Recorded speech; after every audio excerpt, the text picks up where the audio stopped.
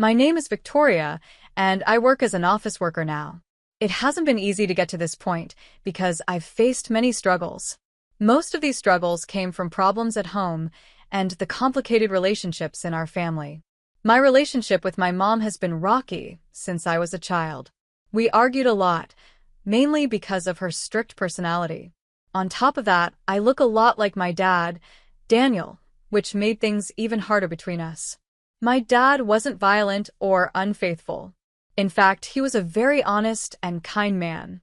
I often wondered why he married my mom in the first place.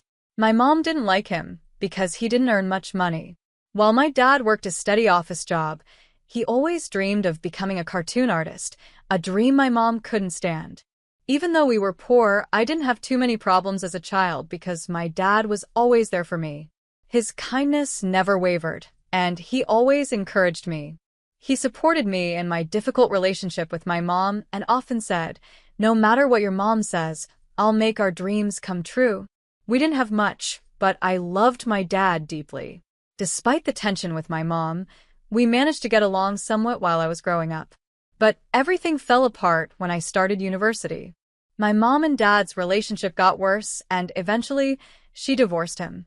The divorce happened partly because my mom met a bartender at a nightclub she used to visit to escape her frustrations with my dad. This bartender, who was 15 years younger than her, is now my stepfather.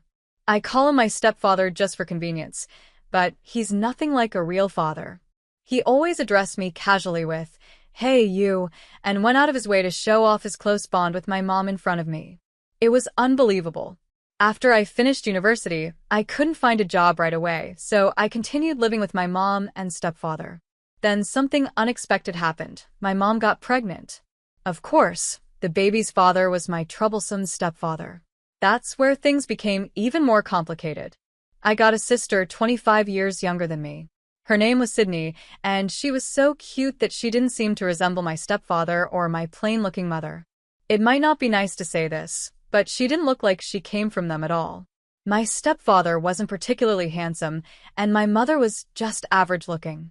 As for me, I'm neither pretty nor unattractive, but since I look like my father, who my mother despises, she quickly started comparing me to Sydney. "Sydney will grow up to be beautiful, unlike her sister," my mom declared. Sydney was born when my mom was 47, so she was overly obsessed with her. At the same time, her dislike for me only grew worse. "Victoria, you're the older sister, so go change Sydney's diapers," she'd say. My mom, who was unemployed and spent her days watching Korean dramas, started bossing me around nonstop. My life became miserable. Sydney turned out to be very smart and got into an expensive private kindergarten. By then, I had a job, but I didn't earn much. Without a partner to support me like my mom had, I had no choice but to keep living at home. I barely spoke to my family and lived like a stranger in my own house. Then a big event happened 9 years ago when I was 31. It was a day I'll never forget. We went on a family outing to an amusement park, but it only felt like a family in name. My wealthy stepfather drove us there in his Porsche, and during the ride, they were busy praising Sydney. "Sydney, you did so well on the entrance exam for that prestigious elementary school. Congratulations on getting in," my stepfather said. "I can't believe she's my daughter.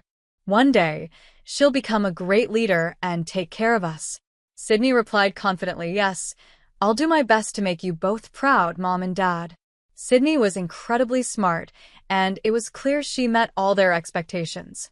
Her cleverness was surprising, especially considering who her parents were. "I can't wait to see what you achieve, Sydney. Unlike your sister," my stepfather added. "I won't be like Victoria," Sydney said with a smirk. The car was filled with laughter from my mom and stepfather. I just sat there, frozen. Sydney's sharp words reminded me so much of my mother. At the amusement park, the day didn't get any better. We went to ride the roller coaster, but my mom, stepfather, and Sydney went first and left me to ride alone. As I nervously waited, they teased me. "It's not like you're going to fall," my stepfather said. "But life has already brought you down, hasn't it? How pathetic to have a sister like you," Sydney added. Later, at the haunted house, they did the same thing. They all went ahead, leaving me behind to walk through it alone. When I finally came out, trembling, they were waiting for me at the exit, laughing like it was the funniest thing in the world.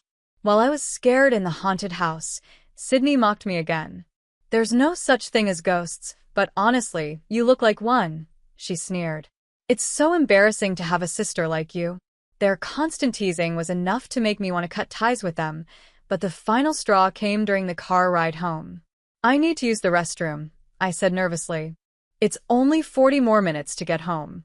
"Just hold it," my stepfather replied. "Why don't you just stop and let her go in the bushes?" my mom suggested, laughing. "Ew, I'm so embarrassed to have a sister who does things like that," Sydney chimed in. At that point, my frustration boiled over. Suddenly, my stepfather slammed on the brakes. "What's wrong?" my mom asked. "Sorry, I thought I saw an animal and didn't want to hit it," he said, glancing at the stuffed toy he had mistaken for something alive. But the sudden stop caused me to lose control for a moment, and a bit leaked out. The smell filled the car. "What are you doing at your age?" my stepfather snapped. "You've dirted my Porsche." "Gross." Sydney joined in. Victoria peed herself. How embarrassing. I felt humiliated but stayed silent, ready to admit my mistake.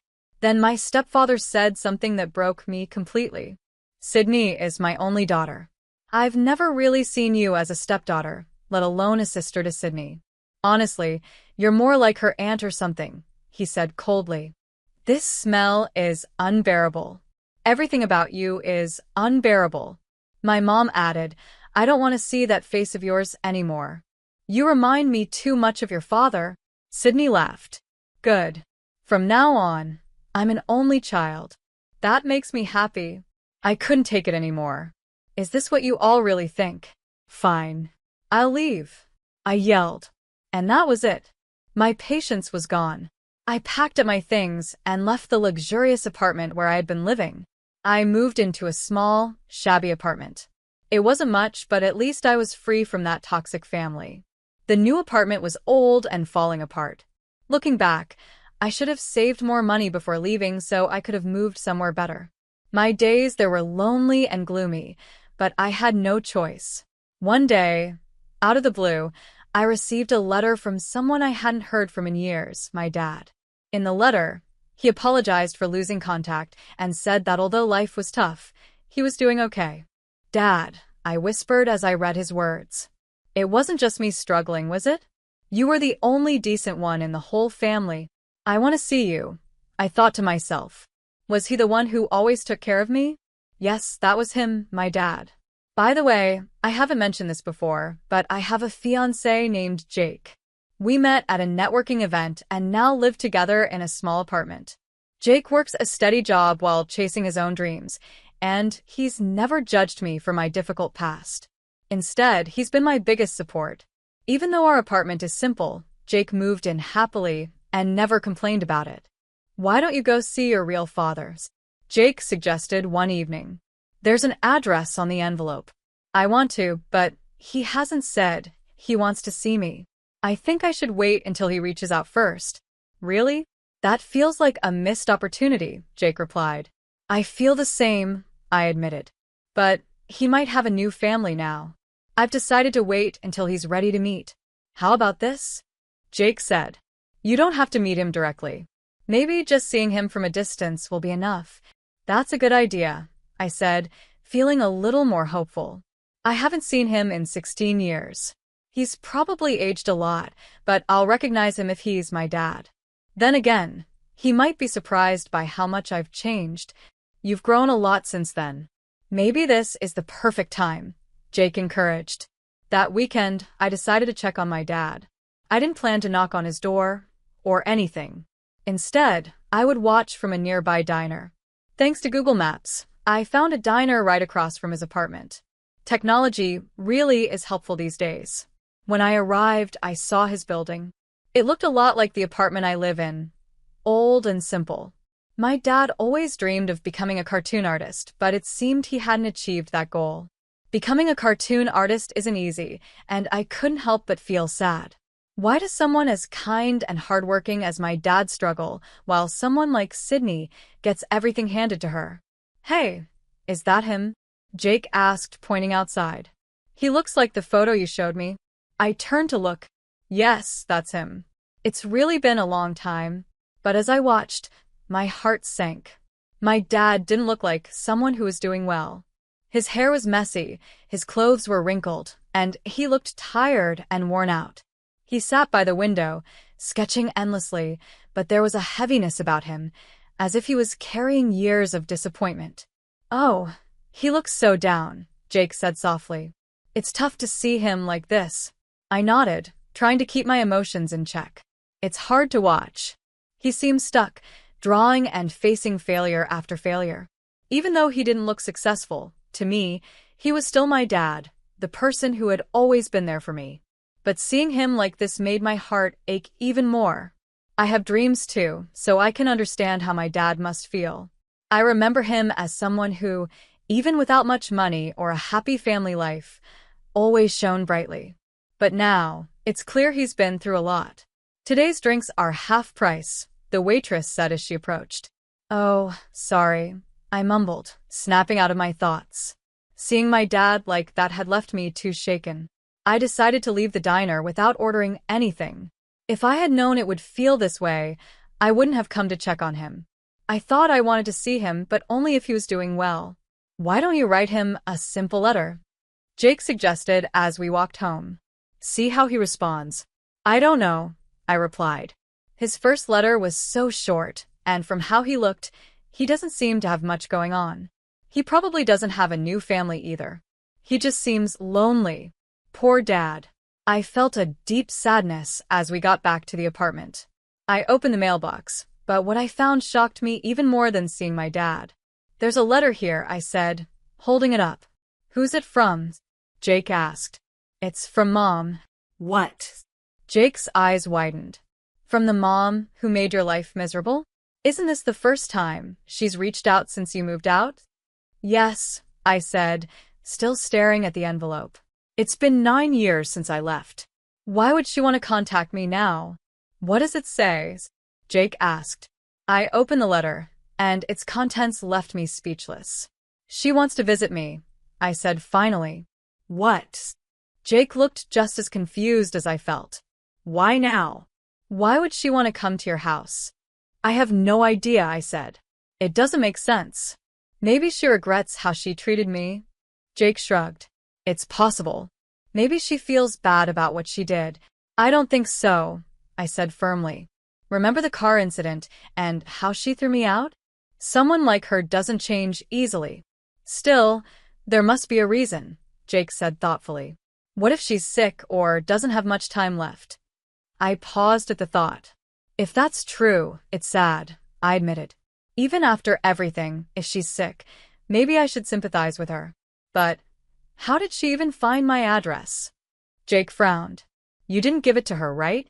Or to your stepfather or Sydney?" "Of course not," I said. "But somehow, she knows where I live.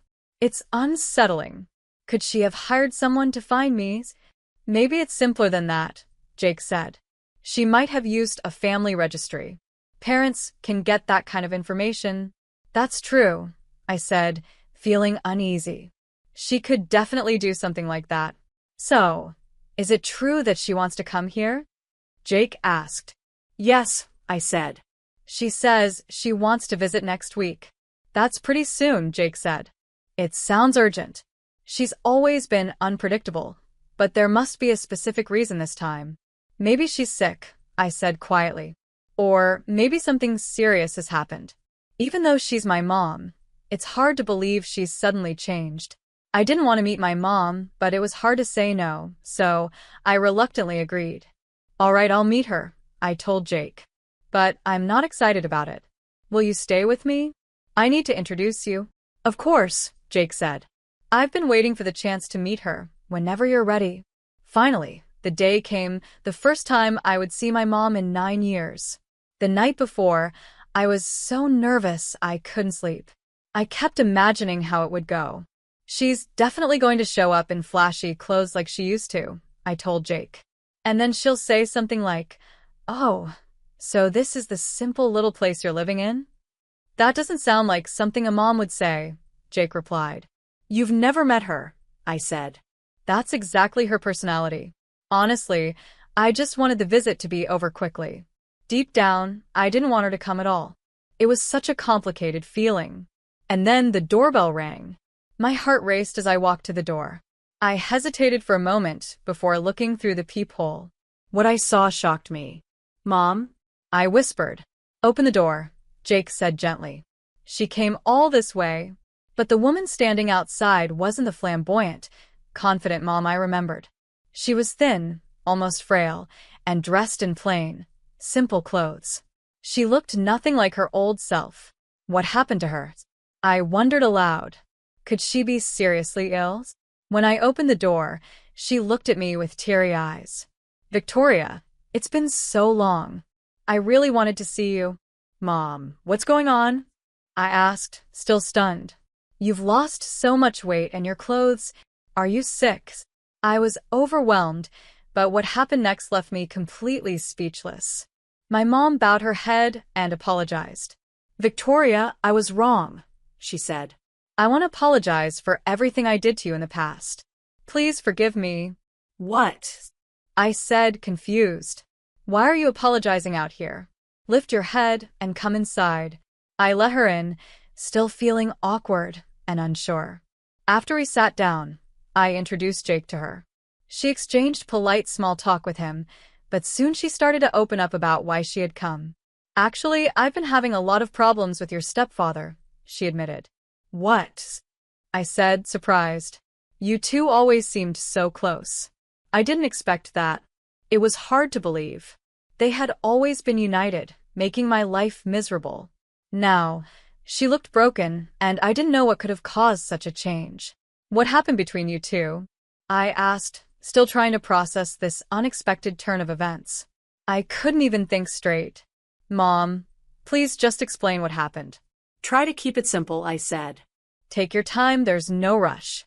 Just speak calmly," Jake added. My mom began explaining.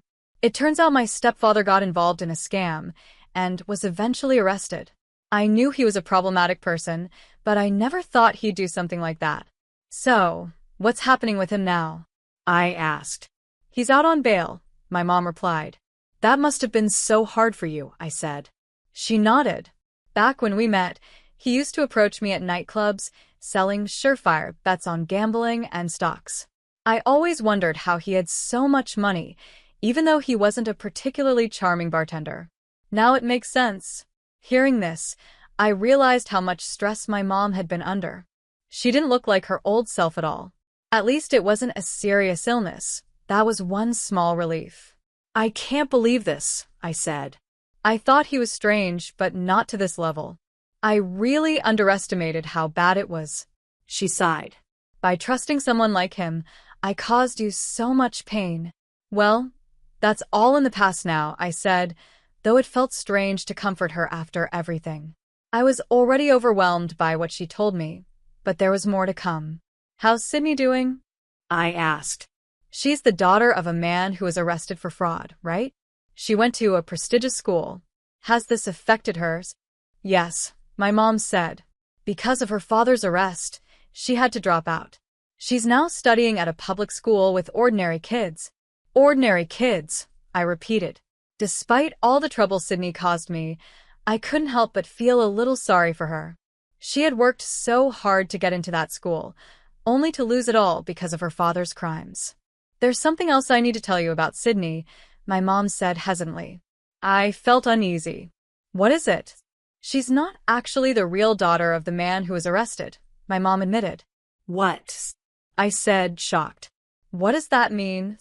"When I was going to nightclubs regularly, I fell in love with your stepfather," she explained.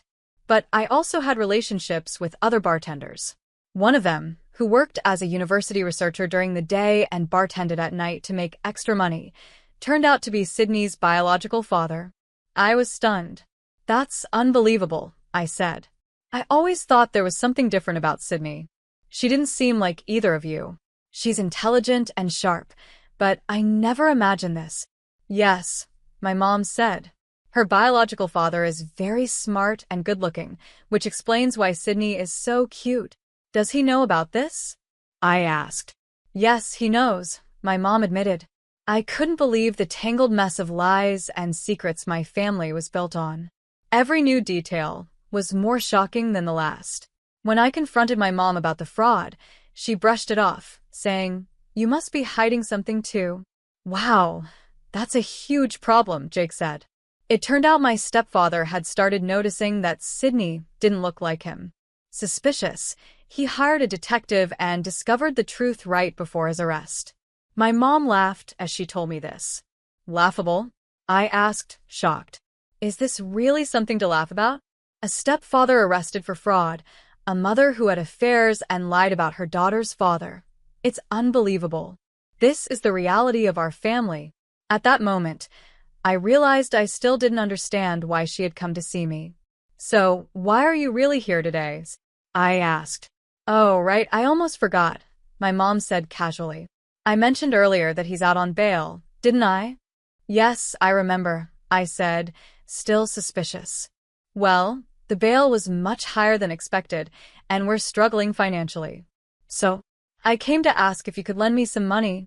I was completely stunned. I had been worried about her, thinking she might be seriously ill. But this was why she came? I couldn't help but think how foolish I was to feel sympathy for her. This was exactly the kind of person she'd always been. The reason she no longer dressed lavishly or enjoyed fancy meals wasn't because of regret or illness. It was because she was broke from her husband's scams. Despite everything, she had no intention of divorcing him. I felt my anger boiling over. "Wait a second," I said sharply. "After making my life miserable and kicking me out of the house, now you come asking me for money?" How can you even say that? "But I apologized, didn't I?" she replied, as if that solved everything. "We're family, Victoria. And families should help each other in tough times." "Family?" I snapped. "When have you ever acted like a mother to me?" "Calm down," she said, ignoring my frustration. "By the way, how much do you earn? Let me see your bank book." That was the last straw. My anger exploded. The same woman who had thrown me out years ago was now shamelessly asking for my financial help. This time, I was the one throwing her out. Despite Jake trying to mediate, I pushed her out the door with her belongings. I was so angry, I barely remember what happened after that. A week later, still reeling from that nightmarish encounter, I checked the mailbox and found another letter from my father. Feeling uneasy, I opened it with Jake beside me. "What does it say?" Jake asked. "Is your dad planning to show up too, like your mom?" "No, it's not that," I said, my eyes widening as I read. Incredibly, the letter revealed that my dad had finally achieved his dream of becoming a cartoon artist. He had made his debut, and his work had been a success. Not only that, but his cartoon was being adapted into both a TV series and a live-action movie. "Dad, congratulations," I whispered, overwhelmed with pride and happiness. I couldn't believe such wonderful things were happening. It felt unreal. After so many years of hard work, my dad's efforts had finally paid off, and the results were amazing. I wanted to tell him directly how proud and happy I was, so I immediately wrote back to his letter, expressing my excitement and asking if we could meet. Not long after, I received his reply. He agreed to meet and wrote, "Let's meet next week. I'm really looking forward to seeing you. I have so much to share. It would be our first reunion in 16 years. Would it be okay if I came along?" Jake asked. "Of course," I said. "He'll be so happy to meet you." When the day finally came, we went to my dad's apartment. As I reached out to ring the doorbell, I heard the voices of children and a woman from inside. I paused, feeling a little confused. When the door opened, there he was, my dad. "Victoria, it's been such a long time. You've grown into a fine young woman. And this must be your fiancé, Jake. You've chosen well," he said warmly. "It's been so long, Dad," I said, smiling. "But what are those voices I heard inside?" He hesitated for a moment and then said, "I'm sorry, I didn't tell you earlier. Actually, I've remarried." I had a feeling this might be the case, but hearing it confirmed still surprised me. We decided to go to a nearby diner, the same one I had visited before, and took our time catching up. This time we sat down, ate, and talked without rushing. Being with my dad after so many years felt like stepping back in time. The warmth and nostalgia of our conversation made it even more special. "Dad, congratulations on your debut as a cartoon artist," I said with pride. "And the adaptations, both the cartoon and the movie. That's an incredible achievement." "Thank you," he said, his face lighting up.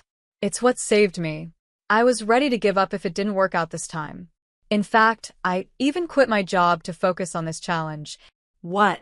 "What would you have done if it hadn't worked out?" I asked, shocked. "Did your wife agree to that?" He laughed nervously. "Well, it worked out in the end, didn't it? But there were some tense moments at home because of it." He explained that the reason he hadn't reached out earlier was because he wasn't sure how things would turn out with his career as a cartoon artist. He wanted to wait until he felt more stable and confident in his success. "When I saw you watching me that day," he said, "I was at a low point. My wife had temporarily left with the kids because of the financial stress. I felt broken." But you made it through, I said. "Yes," he said, smiling. "Once my debut was confirmed and I started earning good royalties, I decided to move to a better apartment. My wife and children forgave me and came back home. After everything you've faced, you've finally succeeded," I said, feeling both happy and proud. "Now I can finally give my family the good life they deserve," he said with a contented smile. Hearing this made me realize how far he had come, overcoming so many challenges to achieve his dream. It was inspiring and gave me hope for the future. "I wasn't the best father before," my dad said, looking regretful, "but maybe this success can make up for some of my past mistakes." "It's not about being perfect, Dad," I replied. "I've always loved you. The struggles you faced were mostly because of Mom." Hearing that, I decided to tell him about my mom's shocking past. Even though he had once understood her better than anyone, he was stunned by what I revealed. He looked at me in disbelief, struggling to process it all. "Well," he said after a pause, "I guess I wasn't completely wrong about her." "What do you mean?" I asked. "I always wondered why I married your mother," he admitted. "But I think I know now. When I first met her, I saw the flaws in her personality, and I thought I could use those traits as material for my cartoon stories." Hearing him say that, I couldn't help but admire his honesty and passion for his art. "Dad, you've come such a long way," I said. Then, turning to Jake, my dad said, "Jake, I know I'm not a perfect father-in-law, but I hope you'll continue to support us." Jake smiled warmly. "Don't worry about that." "Thank you, and congratulations on achieving your dream. I'm so happy for you and hope you find even more success in the future." Things seemed to be going well, and I thought I could finally leave the past behind. But when I got back to my apartment, I was met with a shocking sight. My mother, the same woman I had thrown out before, was standing outside, with her troublesome husband and a girl who looked like she was in middle school. I stared at her, stunned. "Is that Sydney, all grown up?" I asked in disbelief. "Why are you acting like this, Victoria?" my mom snapped. "That attitude toward your mother is unacceptable. You're just as unpleasant as ever." "Unbelievable," I muttered. "What are you even doing here?" Her husband chimed in. "Quiet down, everyone. This is a public space. Let's go inside." Once they were inside, I tried to stay calm, but it wasn't easy. "Why are you here?" I asked firmly. There was a moment of silence before my mom said, "There's been some trouble. There are rumors about fraud involving me and my husband. But it's just gossip. Nothing has been confirmed." Her husband quickly added, "It's all just a misunderstanding. Some small mistake at the nightclub blew up into something bigger." "So, are you being questioned by prosecutors now?" I asked sharply. "Well, yes," my mom admitted. "But it's nothing serious. I'm sure it'll blow over." I shook my head, exhausted by the endless chaos she brought into my life. "Please, enough already. I hope this doesn't interfere with my wedding. And just so we're clear, you're not invited." Her husband frowned. "What kind of daughter talks to her mother like that? You're her biological child. It's only natural for you to help out a little. We need money to hire a lawyer." "That's right," my mom said, jumping in. "You're my daughter, and that means you have a responsibility to help me. And you're my real sister, Sydney added smugly, as if that would make a difference. I couldn't believe what I was hearing. Their true motive was painfully clear. They only cared about getting money from me. I don't care about their futures anymore. Maybe it's harsh to say, but don't you think you're asking too much from me? I said firmly. What? Who cares what an outsider like you thinks? My mom's husband snapped at Jake. You're just a regular employee. What makes you think you have any right to talk? People like you are so annoying. Hearing this, I was furious. But before I could respond, the situation took an unexpected turn. Excuse me for speaking up, Jake said calmly, but like Victoria's father, I have big ambitions. Even though I'm almost 41, my dream is to pass the bar exam and become a prosecutor. My stepfather scoffed. That's a noble dream, but I doubt someone like you can make it happen. I couldn't take it anymore. Just as I was about to throw the glass of water I was holding at them, Jake gently grabbed my hand and stopped me. I aspire to be a prosecutor because my father works as one in the prosecutor's office, Jake added confidently. The room went silent. Their smug attitudes instantly shifted. Wait, is that true? My mom asked, clearly surprised. Please, Jake, could you ask your father to help us? My husband isn't a bad person, and I'm not involved in any fraud.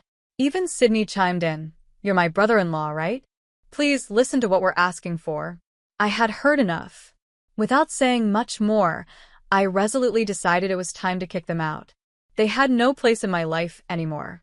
A few days later, I attended a party hosted by a publishing house to celebrate my father's new book release. My father, his new wife, and their children were there, and it felt so different from the life I had left behind. How's your mother doing now? Someone at the party asked me. We've cut ties, I said simply. That family doesn't matter to me anymore. That's a strong decision, they replied, but I can't blame you. My father's book was based on a cartoon he had drawn about my mother. The story was about a controlling housewife whose strange behavior caused everyone around her to avoid her. The unique theme had caught the attention of a publisher and led to his success. Actually, I told them. She contacted me recently, claiming the book was based on her and demanding to be paid for it. Unbelievable, they said, shaking their head. She really hasn't changed. No, I replied. Cutting ties was the right decision. Later, I found out my stepfather had been prosecuted and sentenced to life in prison for his fraud schemes. As for my mom, she started working as a hostess at a bar connected to the nightclub where her husband had worked. It was her first real job. Sydney, meanwhile, continued her studies in the local community, working hard for a better future. As for me, Jake and I built a strong bond with my father's new family. We eventually moved into the beautiful apartment my father now owned, sharing a life filled with peace and happiness. We're excited about what lies ahead, especially the day Jake achieves his dream of becoming a prosecutor.